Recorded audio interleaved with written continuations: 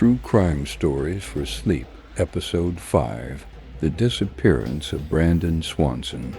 Hello everyone, and welcome to Mr. Epic. This is a place where we explore real stories from the darker side of life, calmly, respectfully, and without sensationalism. Many of you listen while resting, relaxing, or drifting toward sleep. So before we begin, I'd like to gently remind you that the stories shared here involve real people and real tragedies. They are told not for shock or entertainment, but for remembrance, awareness, and understanding. For the best experience tonight, lower your volume slightly, get comfortable, and allow the story to quietly unfold in the background. If you're listening from somewhere in the world right now, feel free to leave a comment and let me know where you're tuning in from. And if this channel brings you comfort, consider liking the video and subscribing. It truly helps Mr. Epic grow. Alright, dim the lights, slow your breathing, and let's get started.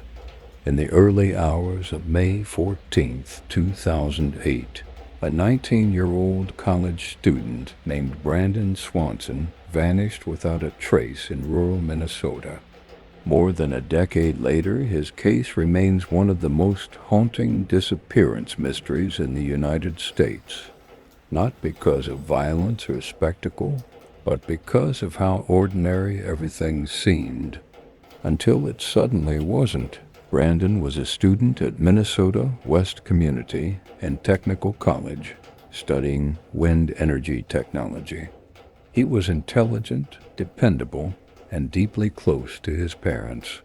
Friends described him as kind, responsible, and level-headed. He wasn't reckless. He wasn't known for risky behavior. That night was supposed to be simple, a small celebration, a short drive, a safe return home. Instead, it became the last night anyone would ever hear Brandon's voice. On the evening of May 13th, Brandon attended a small gathering in the town of Lind, Minnesota, celebrating the end of the semester. He wasn't intoxicated beyond reason, according to friends. He talked, he laughed.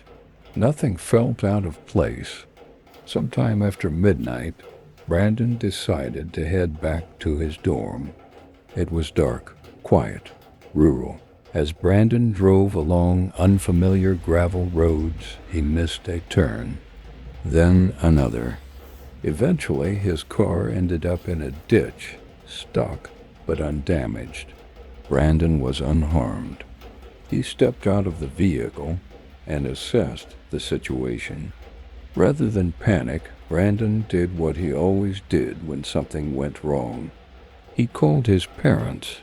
At approximately 1:54 a.m., Brandon called his father, Brandon Swanson. He sounded calm. He explained that his car was stuck and that he didn't know exactly where he was, but believed he was close to Lind. Brian and Brandon's mother, Annette, got into their car immediately and told Brandon to stay put. They would come find him. Brandon agreed. He turned his hazard lights on and waited. As Brian and Annette drove through the countryside, they stayed on the phone with Brandon, trying to triangulate his location. At one point, they saw what they thought were flashing lights in the distance. "Do you see us?" Brian asked. "No," Brandon replied. Brandon believed he could see lights too, but neither party could see the other. Unbeknownst to them, they were several miles apart. Geography was betraying them. At some point during the call, Brandon made a decision.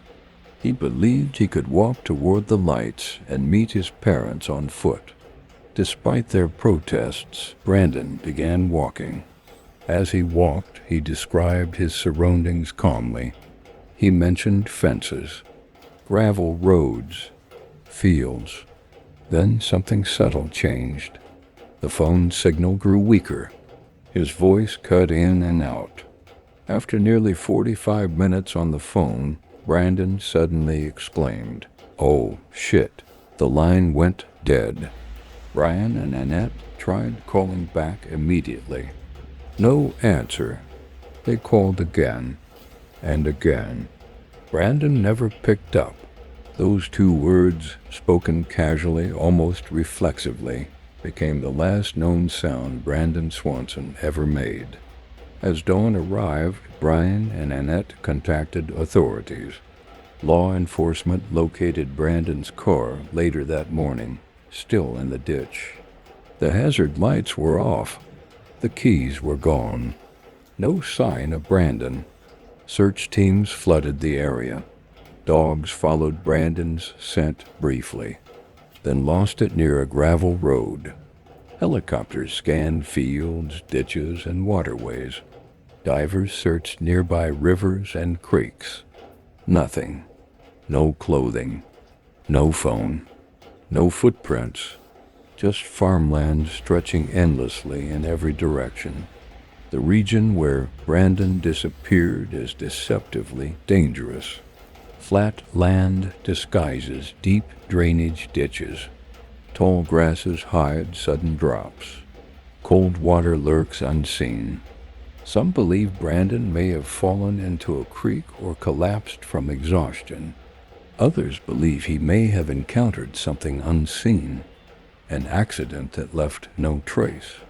But there was no blood, no clothing, no physical evidence. One of the strangest elements of the case involved Brandon's phone. For months it rang when called, but went unanswered. Then, eventually, it went silent. It was never recovered. Over the years, countless theories have emerged. Accidental drowning, exposure, hit and run, disorientation, but none fully explain the total absence of evidence. Brandon Swanson seemed to step off the earth itself. Brandon's parents refused to give up. They organized searches year after year. They walked the land themselves. They spoke publicly, keeping Brandon's name alive.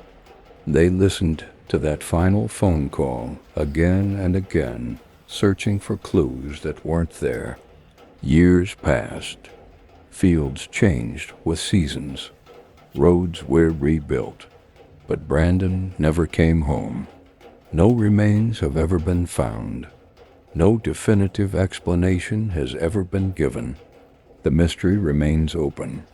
Brandon Swanson's story is terrifying, not because of violence, but because of how quietly he vanished. No struggle, no scream, no witnesses, just a phone call and silence. It reminds us how fragile orientation can be in darkness, how easily one step can separate safety from oblivion, and how sometimes answers never arrive, only echoes. As this story comes to a close, allow your breathing to slow. Let the rain soften the silence that Brandon left behind. Thank you for listening to Mr. Epic. If you're still awake, leave a comment and let me know where you're listening from and what time it is in your part of the world. And when you're ready, let yourself drift. Good night.